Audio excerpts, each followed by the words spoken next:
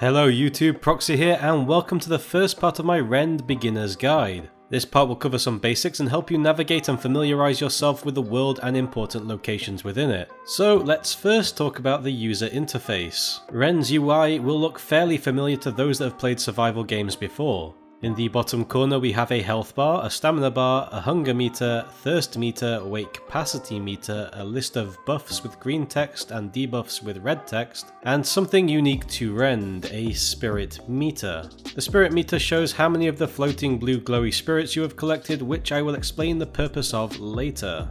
In the top right is your chat window with various chat options. To use global chat, you use /G, to use faction chat, you type /F, to use clan chat is /C, etc, etc, etc. In the bottom right you have a hotbar with 1 to 6 keys for using consumable items, ability bars which can be activated by using shift key and 1, 2, 3. You have the Z key which is used to summon your current pet if you have one. The E key is for opening a radial menu allowing you to switch between 2 equipped weapons, and the R key allows you to switch between ammo types of your current weapon. And finally the Q key, which allows you to switch between various tools of your own. Using right click with a tool will obtain different materials from using the left click, but I'll go into detail in the next guide about that. Pressing the I key will open your inventory where you can also access various tabs which all have their own corresponding hotkey to open as well. So that's the basics of the user interface. To most survival gamers, a lot of this would be obvious, but I thought I'd cover it anyway for new players. Now, the next part is about specifically navigating the landmass. You can see from the UI that there is no minimap in-game.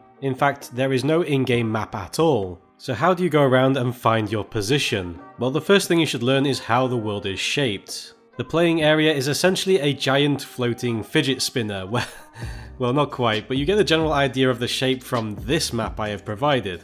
Though just to note, this map is not 100% accurate, it's just something I made quickly in Photoshop for a demonstration material. One of my guildies managed to get himself knocked out of the map by a charger, giving you a large glimpse overview in several positions. And here is myself trying to get a view from several positions on a private server. The 3 factions, Order, Conclave and Revenant, each have a segment it exists on.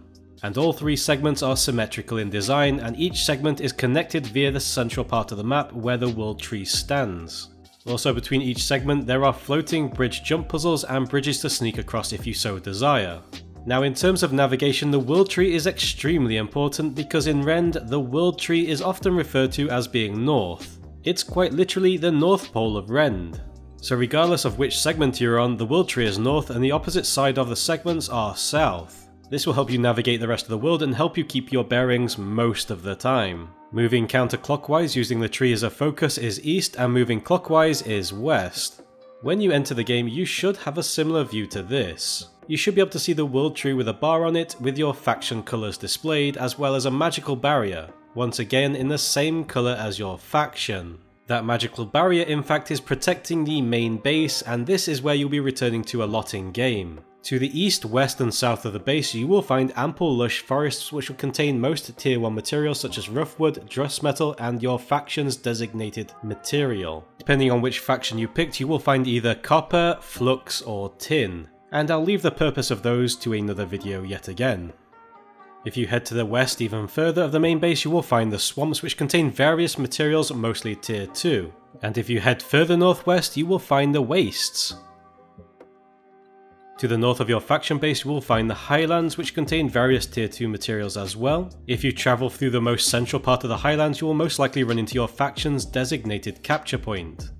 This is essentially a PvP objective and also acts as a forward base. This can be lost or captured from opposing factions. Every 2 hours, depending on some variables, one of the capture bases will be primed for assault and a notification will be displayed on the top right chat window. But I'll explain more about this in future content. In the east of the highlands you will find an ample supply of hardwood trees, a tier 2 resource, and to the north of the faction capture point in the highlands you will see some large rock formations surrounded by ancient water. To the east of the ancient water but yet a little bit north of the hardwood tree forest you will find the Fungal Jungle, also known as the Dread Vale, which has an ample supply of 8-legged friends. Also nearby the ancient water supplies at the east and west sides of the highlands you will find 2 portals, one on each side. These portals will lead to the faction of its corresponding colour. Enemies will often come to invade via this location.